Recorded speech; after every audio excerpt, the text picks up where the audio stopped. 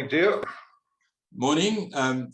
Welcome to the business school, and we appreciate your participation very much. I know you're a very busy man running a big organization with a lot of challenges.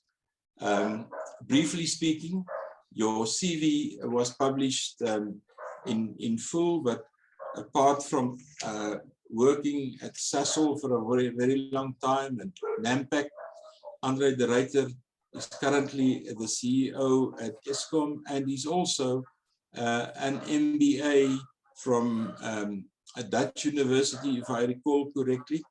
And with that, André, we appreciate your time, and the next few minutes is yours. I see the program says you can continue until 10:10. So if you're ready, you can continue. Thank you very much, Theo. I will share my screen momentarily, but first let me thank you and the university for this opportunity to address the MBA class. It is a huge privilege. I know that when I was an MBA student, it was always a highlight to experience some external perspectives, and I'm very privileged to be able to contribute to perhaps giving a different view of developments in the electricity supply industry. So good morning to everybody, and I trust that we will have an opportunity, first of all, to share some of what I've prepared, but then Theo, we can also leave some time for questions and answers. You're more than welcome. Time for that. Yeah. Good. Let me see how I do this. Okay. And if I can just confirm that my slides are showing. Yes, they are. Okay, and I hope they are in presentation mode. Right, there we go.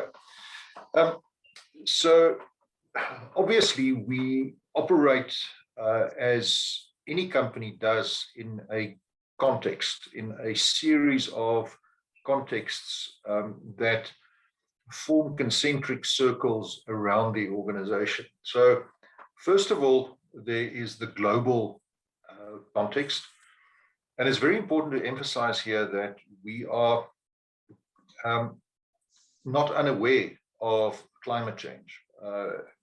Some people say, well, you know, ESKOM contributes about 41% of the carbon emissions in South Africa. We're the biggest carbon emitter in the country, but also the biggest carbon emitter on the African continent. And we cannot be blind to the fact that climate change is very real, as been evidenced by recent events in the northwestern United States, extraordinary floods in Europe and in China. The weather is changing very, very quickly, and no doubt anthropomorphic emissions contribute to that to a very large extent. We cannot pretend to be immune from that, and we also, because carbon is a global phenomenon, we also have to play our part in that. Now in South Africa, I think Theo has just explained in his presentation that we've got considerable challenges in South Africa. Again, sticking your head in the sand and pretending that we don't have challenges is not realistic. The fiscus is increasingly constrained. There are calls for extending a basic income grant in order to ensure social stability. That may or may not be a good idea. It's a policy matter, so I won't comment on that. But I think it's important to emphasize that the resources of the fiscus are constrained. They are finite. And we cannot keep on spending money if we want to have a solid growing economy without the threat of inflation looming very large in our lives. South Africa also is not immune to the impacts of climate change. Some models suggest that the Western Cape, for example, will over the next 20 to 30 years suffers significant impacts on its agriculture. That province, of course, being by and large the breadbasket of South Africa, also a very important fruit exporter. And we therefore have an obligation as a country to also grapple with the challenges of climate change. And I'm delighted to report that the President personally is chairing the Presidential Climate Commission, and he takes a very keen interest in climate change and South Africa's response to it. So I think the government at the highest level is seized with the matter of climate change. If we then move to our industry, the ESI, electricity supply industry, again, the world is changing very rapidly, and I will share some of the major trends with you in following slides. And then lastly, of course, ESKOM itself is changing. We've got well-publicized financial challenges. We've got debt of about 388 billion rand. It's come down very nicely from about 495 billion some 18 months ago. But we still have non-cost reflective electricity tariffs. We've got municipalities that don't pay us. Outstanding municipal debt amounts to some 39 billion. We've got 13% of South Africa's population that are not yet connected to the grid, so they are not yet serviced by electricity. And of course, energy poverty and development are very much linked. It is very difficult to uplift communities when they don't have access to electricity. Then we've got well-known operating challenges. Load shedding is an unfortunate phenomenon caused by a lack of attention to maintenance over the past decade or so, where our plant really suffered greatly by being run much harder than international norms would suggest, at the same time as maintenance being neglected. And that obviously has led to a generation system which is unpredictable and unreliable. And then lastly, we've got very substantial environmental challenges.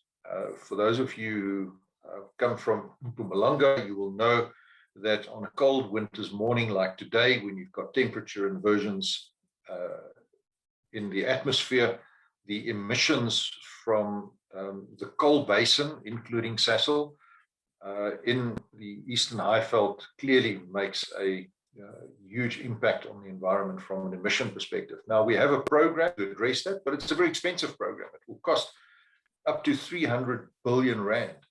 And of course, we earn no return on that investment, and we don't have the balance sheet to fund it. So some very substantial challenges that we have to face. So let's take a look at the international electricity industry and some trends there. So the 4 Ds of the electricity industry are very important: decarbonization, digitalization, decentralization, and democratization. And decarbonization, I think I've addressed with the recent change in administration in the US. We now see former Secretary of State Kerry going around the world supporting the abatement of climate change. This is a 180-degree turn from the position of the Trump administration, and it is to be welcomed.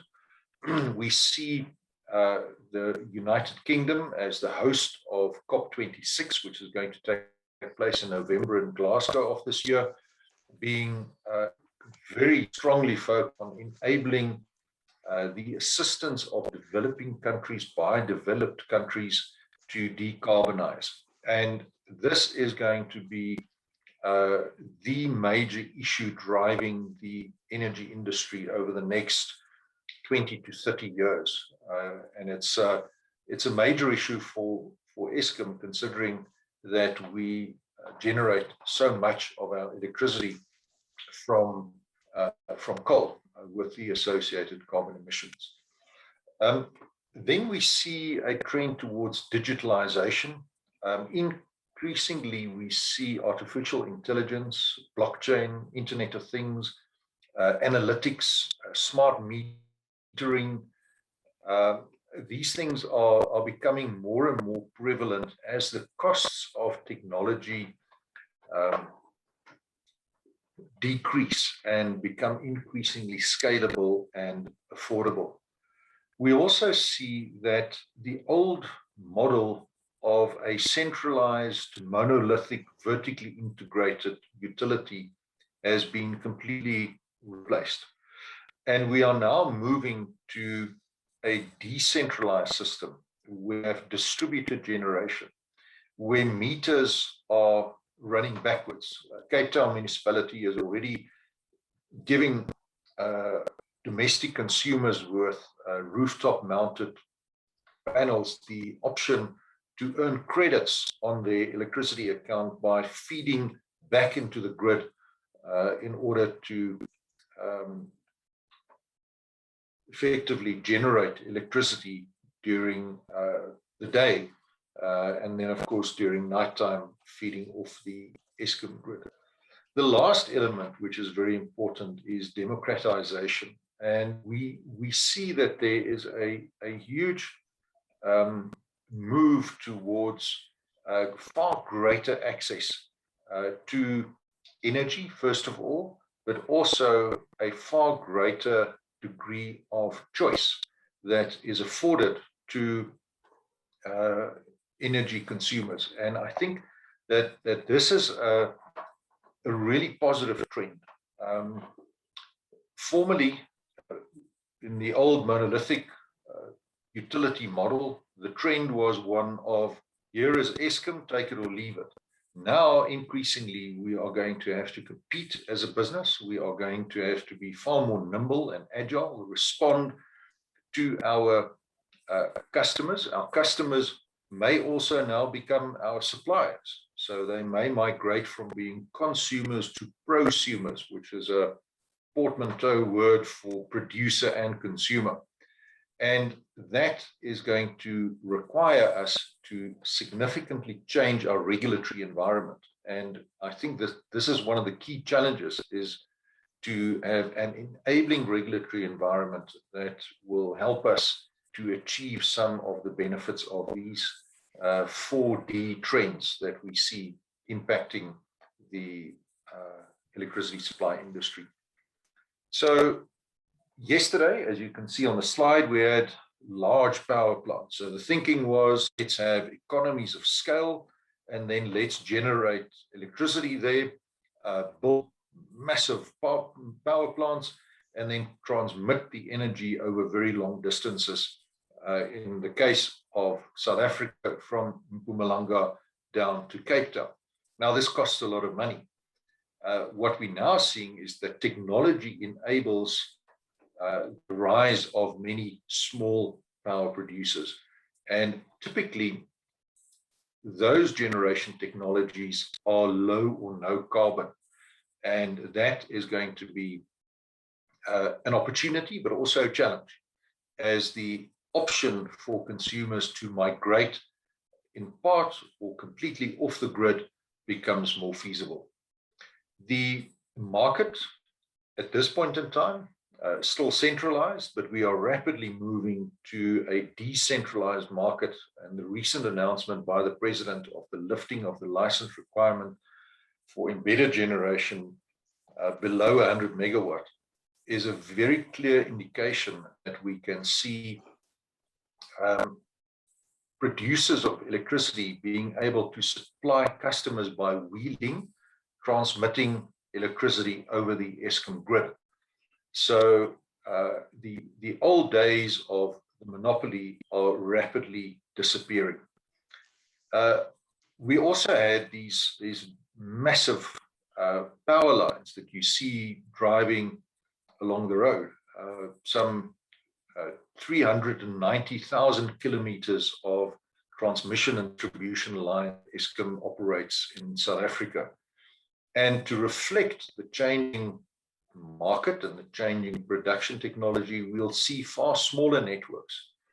And again, you will see a bidirectional flow with consumers actively participating in the electricity system, potentially even using their electric vehicles as a storage mechanism to discharge electricity into the grid during peak hours and then recharge during off-peak hours. So the grid has to become far smarter, it has to become far more intelligent and far more agile. And that requires investment and it requires technology.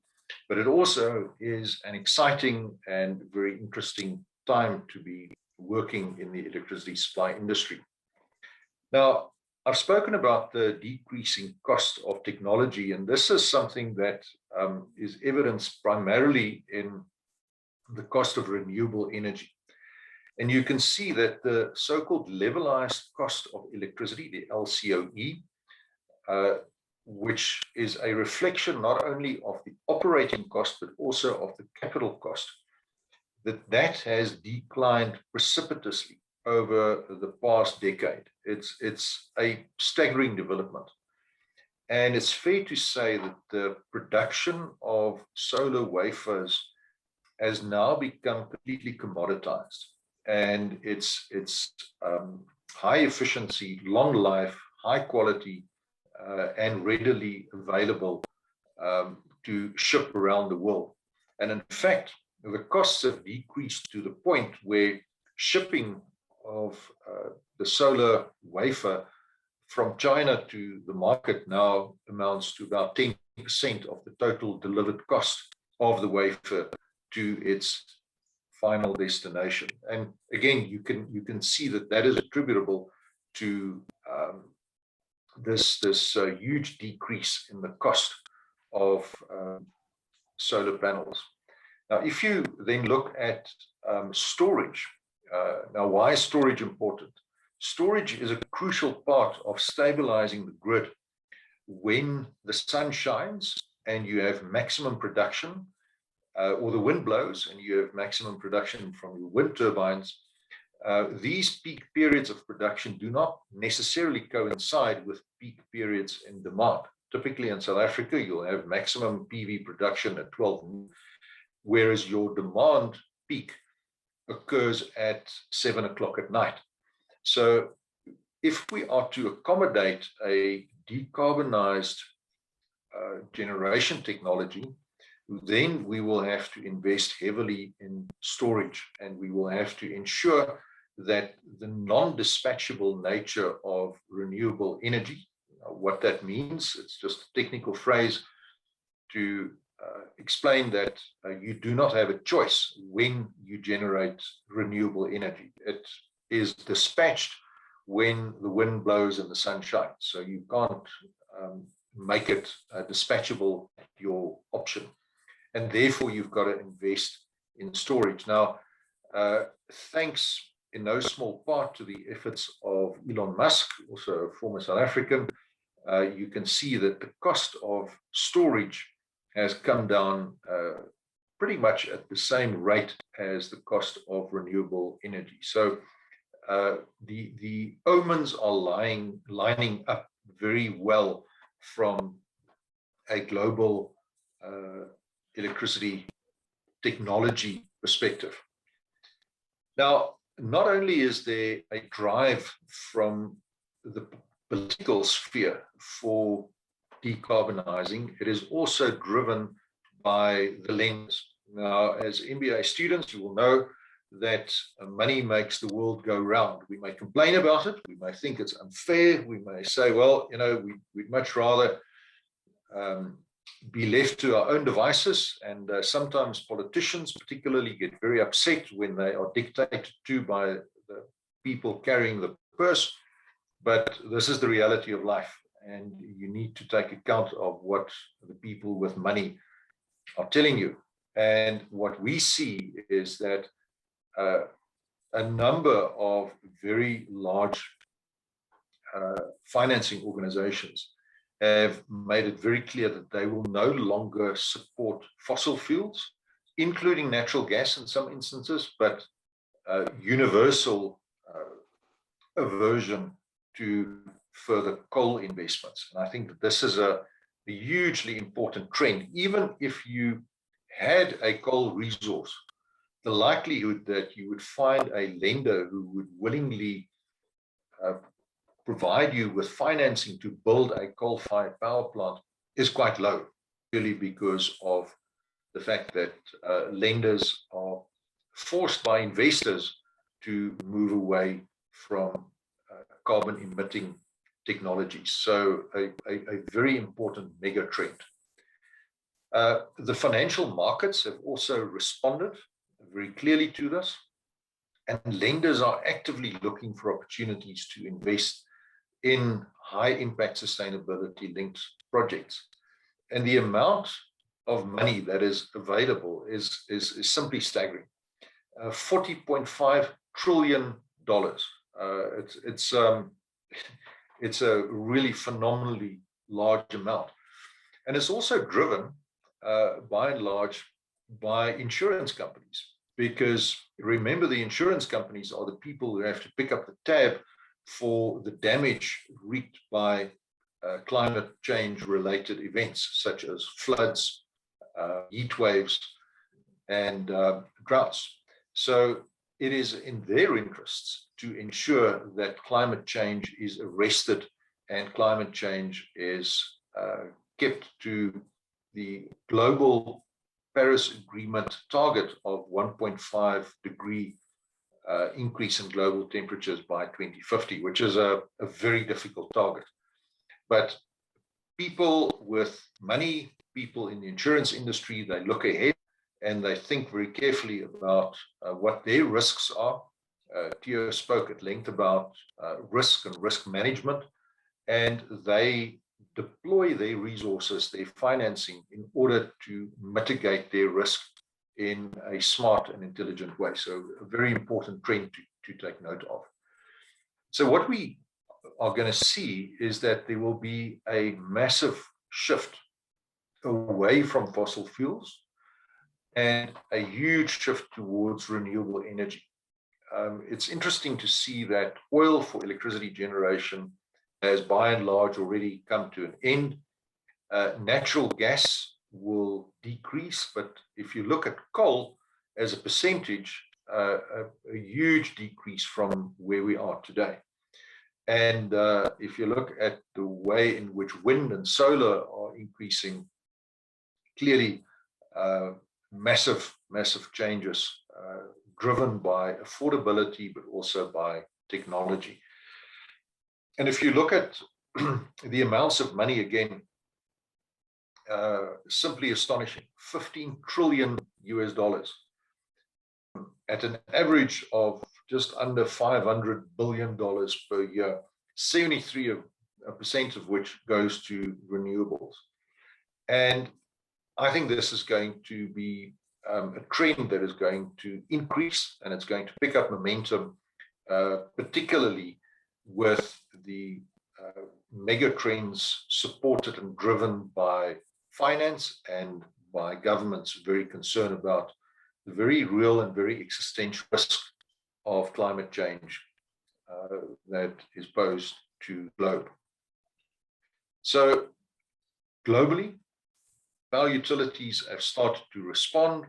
EDF of France, E.ON of Germany, Duke Energy, Enel of Italy. Enel, interestingly enough, is a huge player also in South Africa in the green electricity market, and they are responding very actively, and they are tapping into debt markets in order to fund the decarbonization and the move to renewable energy. So these are quite exciting trends, and it's clear that the industry as a whole is responding very swiftly. We have also seen that the model, as I've alluded to earlier, of utilities globally has changed. People are responding to the 4Ds. They are looking at increasingly mobility. If you look at the fact that we are likely to have seen the last crude oil refinery being built in South Africa, most of them are now close to reaching end of life.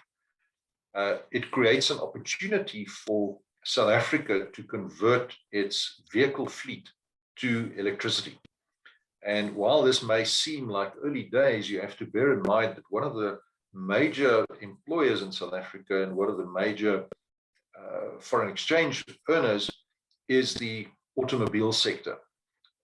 BMW, Mercedes, Toyota, all export more than 85% of their local production, predominantly to the European Union. And because the European Union are afraid of being disadvantaged by imposing its own carbon restrictions, they are contemplating the imposition of a carbon export tax. So in other words, there will be an attributed carbon tax to exports manufactured in a country which has not decarbonized to the same extent as Europe. So from an export perspective, it becomes extremely important for South Africa to be able to compete internationally by decarbonizing its energy supply. The same principle, by the way, also applies to the export of commodities. So if you want to, like South Africa, be a major player in the export of minerals, platinum, manganese, and so forth, you need to be able to prove that you produced those commodities in a low carbon manner.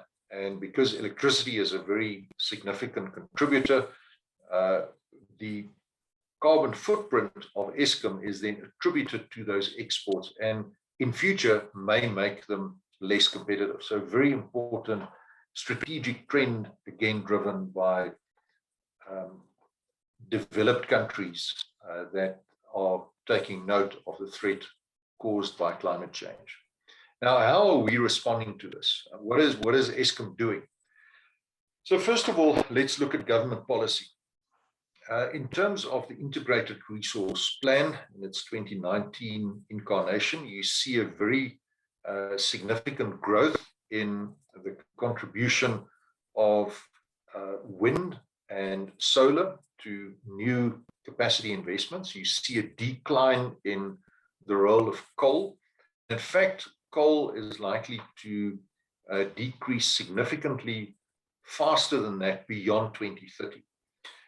We anticipate that there will be about 22 gigawatts of coal-fired capacity that will be shut down by 2035, which is a huge number. It's just about 50% of all of the electricity generation capacity operated by ESKOM today. So clearly, we are participating in this global trend. We see that coal will drop to about 40% from where it is today at about 85%. So these are massive changes, not only from an industry perspective, but also from a social and economic perspective, bearing in mind that coal has been the foundation of the South African energy sector for more than 100 years.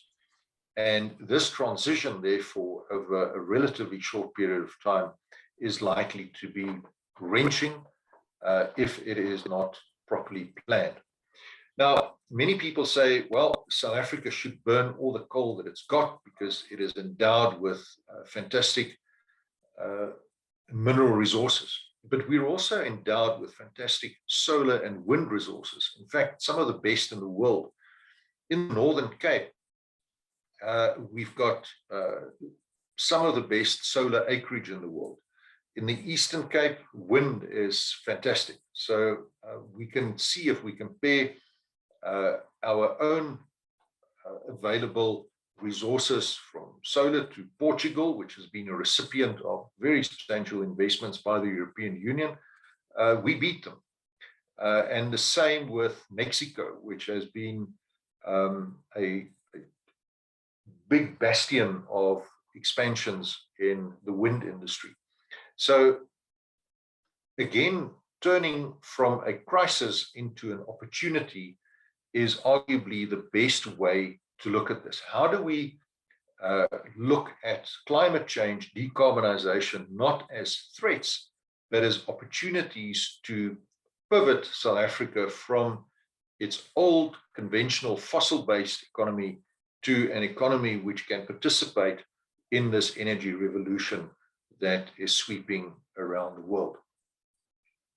Now, not only do we need to build more renewable capacity, we also need to connect this solar acreage to the markets. And at this point in time, we do not have enough transmission capacity to convey the electrons from the Northern Cape to the market in Gauteng. So this in and of itself will require us to invest over the next 15 years approximately 120 billion rand in new transmission lines, transformers, and substations. And this is in and of itself a mega project and a major opportunity for us to create a stimulus for the economy, provided, of course, that is supported by appropriate industrial policy to enable maximum local content to be driven by ESKOM as the likely buyer of all of this capacity. We've already started with engagements with National Treasury, with the Department of Trade and Industry and Competition, and we have given a heads up to our manufacturing community that they have to get their investments in order because the demand is coming and they must gear themselves up for this great business opportunity.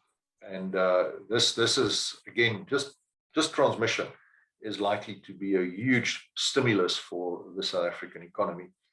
It would, however, be a great pity if we were to import the majority or even all of the components from abroad when we have the capacity to manufacture all of that locally. Now, look at the contribution that ESKOM can make to decarbonization. We see that we contribute currently about some 41% of the total carbon emitted. Sasol is next, that by and large Sasol, that 11%. So if you want to decarbonize the economy, you've got to decarbonize ESKOM. That much is clear. And in order for South Africa to commit to the Paris Agreement, we have therefore been advised by our shareholder that we must develop plans to accelerate and contribute to this decarbonization. And we believe that we can contribute as much as 44% of the overall reduction in carbon that the South African government is prepared to commit to. Now, what is crucial is for this transition to be just.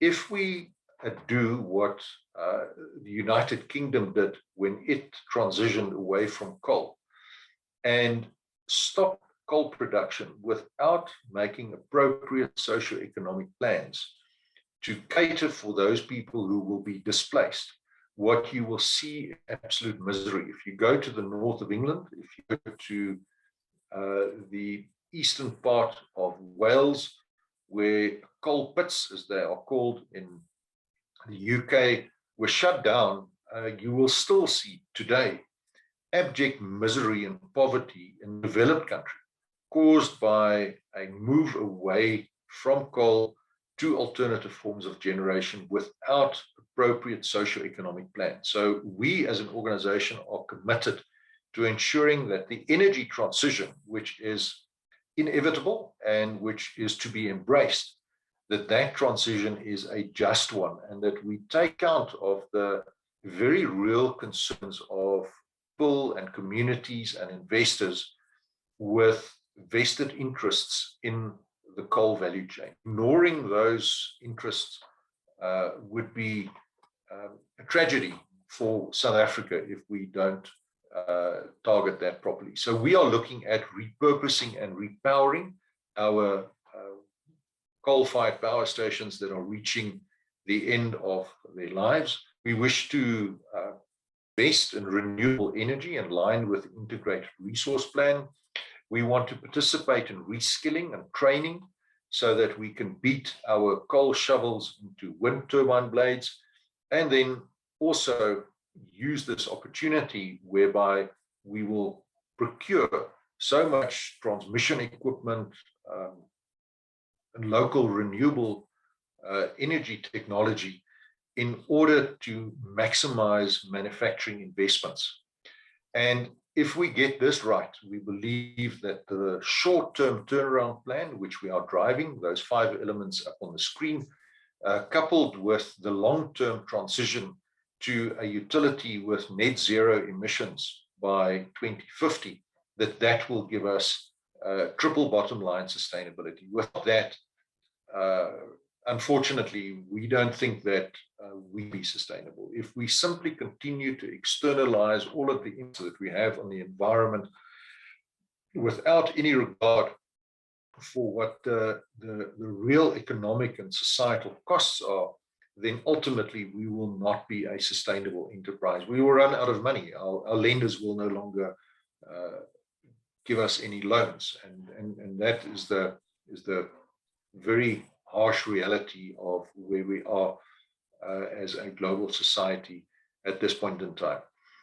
I may just mention that ESKOM was the first business in South Africa to implement a Just Energy Transition Office. That office reports directly to me, and we are currently engaging with a number of developmental financing institutions to try and negotiate a major client financing deal to give ESKOM access to funding on a significant concessional basis to fund some of these activities in order to allow us to decarbonize, but also to allow us to ensure that this transition is in fact just.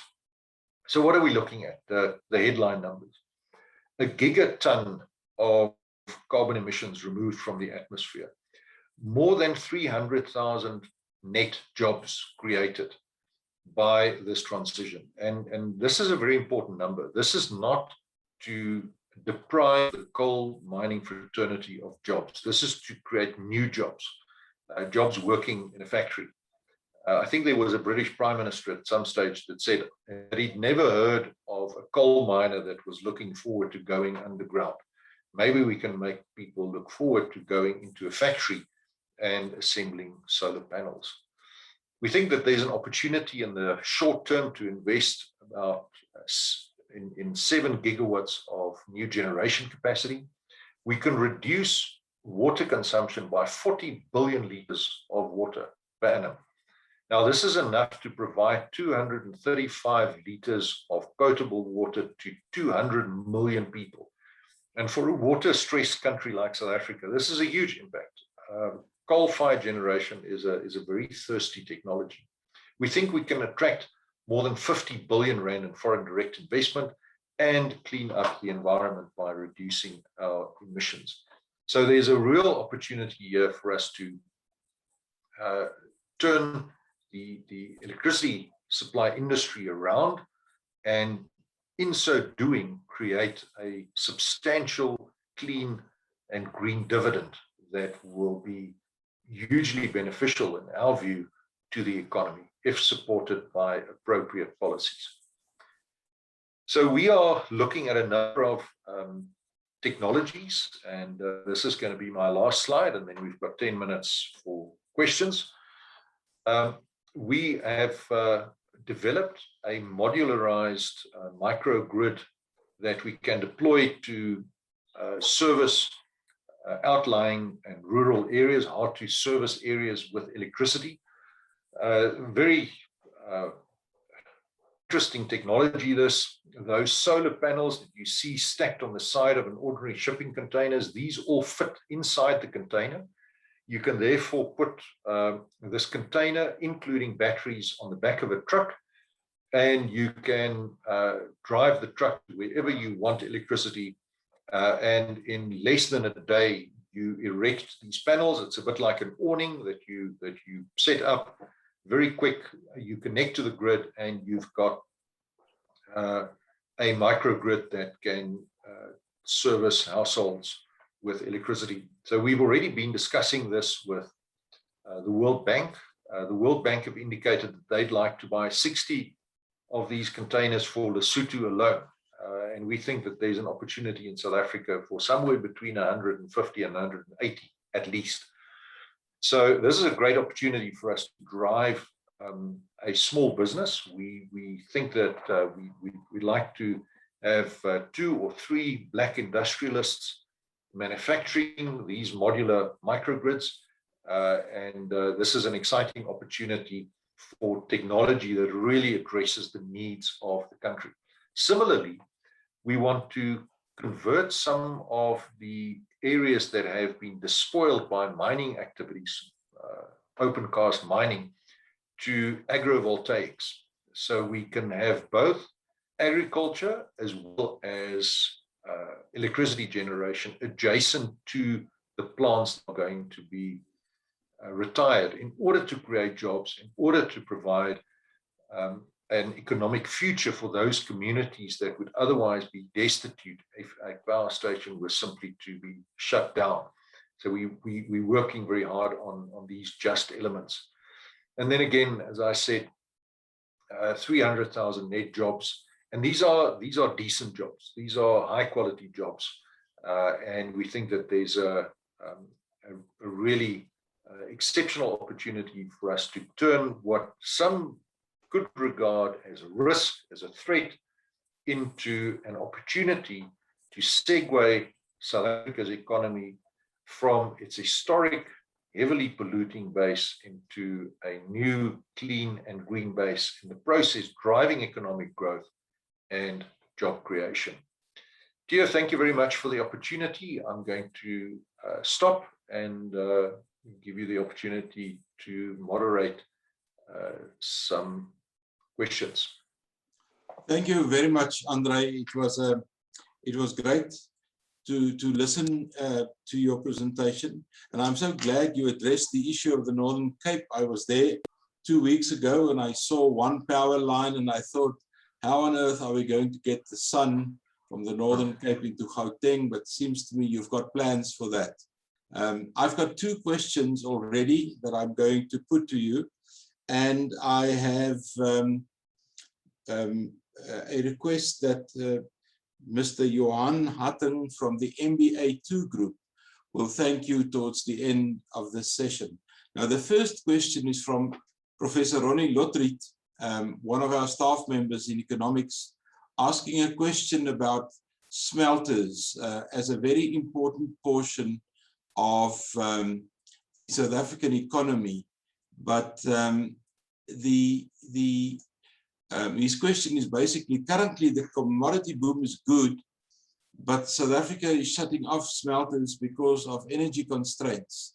The ferrochrome industry lost its relative competitive advantage, and we're losing thousands of jobs. Cogeneration is already happening, but ESKOM supply won't happen soon enough? Question mark. That's the first question. And the second question is from Andries, and he's asking, will the green energy industry create jobs, or is this just a pie in the sky?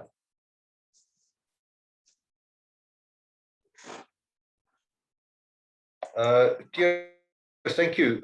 First of all, Prof. Lotriet, the issue of concessional electricity tariffs for energy intensive users is a very complex matter. If you look back to what Hendrik van der Bijl, the first chairperson of ESKOM, said in 1923, almost 100 years ago, he said that cheap electricity will drive industrialization in South Africa. Unfortunately, where we are today is that the electricity tariffs in South Africa are not cost reflective. So they do not reflect ESKOM's efficient costs. So we understand that we've got some inefficiencies. We don't ask for those to be subsidized, but we do ask for cost reflective tariffs. If you do the benchmarking on a global basis, it's clear that South African tariffs today still, on a megaflex basis, compared with a very representative basket of international competitors, is still in the lowest quartile. to move to cost reflectivity, we have to move to about the lower third of that global basket. So it's by no means exorbitant. We are faced as ESKOM with quite a difficult question. Is it our job as a power utility to pick winners and losers, to subsidize certain industries by giving them lower tariffs in order to enable them to survive, and then in return going to National Treasury and asking for transfers from the taxpayer into ESKOM, distorting other government priorities, schools, roads, hospitals, healthcare, social grants, whatever the case may be, in order to keep certain minerals processing plants operating in particular. I would also like to suggest that energy efficiency is something that has not adequately been given attention by the minerals processing sector. I'm aware of a new plant that is being built in Richards Bay that is very comfortable to use the ESKOM Megaflex tariffs because they have developed new technology that can afford a cost-reflective tariff. We don't see that with some of the legacy plants that frankly have come to rely on the subsidy of low electricity costs to enable their survival. And that, if I may quote from a business philosopher, Schumpeter, he called it creative destruction. So if you want to survive, you have to adapt. You have to get yourself to a space where you can cope with the changing environment. And I think to keep old industries alive with a subsidy that the taxpayer eventually has to bear, in my mind, respectfully, does not look like sound economics. If I can respond to Andries' question, Andries, yes, I think the slide that I ended up with suggests that there will be a net 300,000 jobs created. There's an important caveat to that now. We need appropriate fiscal policy, energy policy, we need an environmental policy, and we need an industrial policy, carefully integrated and coordinated in order to ensure that we can take advantage of this opportunity. If we are just going to import solar panels ready-made from China, then obviously we are going to export jobs, which is not what we want to do. But if we say, let's import those components where we can never beat the Chinese, and that's predominantly solar wafers, but all of the frames, the glass, the gantries, the pivots on which those panels are mounted, these will be manufactured locally. Relatively low tech, makes a lot of sense for us to do it locally, create local jobs. Then we can ensure that this will be a positive change for the economy. But it has to be enabled by appropriate policy. So that's my caveat. The opportunity is there, but it's got to be enabled by appropriate policy. Thanks. Andre, the following three questions I've combined into one. It is asking questions about local government. The one question is, are you making progress? I'm aware of issues in Maluti Apofung, the Harrisburg environment, which owes you a great deal of money, but are you making progress generally speaking? And then there are some questions regarding local governments that are providing scope for households to put up their own solar. Is that not going to decline or to cut into the income of local governments? Because we know that selling electricity is a major portion of the income of local governments. Can you address that whole issue of ESKOM and local governments and debt? Yeah, thanks to you. So municipalities today owe us in overdue debt about 39 billion rand. Maluti Apufong that you referred to, they owe us about 5.9 billion. So this is an intractable problem. We have been engaging with the municipalities. We have, I think, used a carrot and stick approach. We have offered to support them with so-called active partnering to improve their collection and distribution systems. At the same time, because some of them have seen fit not to cooperate in paying their bills, we've had to attach some of their bank accounts, some of their movable assets, and it's tough, but it's got to be done. You have to pay for the services that you consume. I think there can be no free ride. So we've made good progress under the leadership of the Deputy President at the political task team that is intended to assist ESKOM with its challenges. And we are hopeful that we will be able to resolve the Maluti Apufong issue in the near future. I've personally been out there 3 times, engaged with the council, and I think the bottom line is that there has been a pattern of underinvestment, under-collection, and a diversion of funds to other uses, which we can all speculate on. So I think that's the first one. It remains a very challenging area for ESKOM. If we then move on to your question on will local revenues be impacted by rooftop solar installations predominantly? And the short answer is yes. But again, you need to think carefully about the economic model that allows you to use a markup on municipal electricity costs to fund other municipal activities. I think that there's an argument to be made for a far more transparent economic tariffing of electricity costs. If you add, like in the case of Salt Plaatje municipality, a markup of up to 161% on top of the ESKOM tariff, yes, then you will think that electricity tariffs are extremely high. But because it is an essentially invisible transfer of money from the electricity consumer to other parts of municipal revenue, there's very little transparency and accountability attached to that. And my perspective would be that greater cost reflectivity and greater transparency so that users know exactly what they are paying for would be far more beneficial to you. Thank you very much, Andre. We really appreciate the frankness and the clarity with which you presented a very complicated case. And I'm going to ask Mr. Johan Hatang, one of our MBA students, for a word of thanks briefly.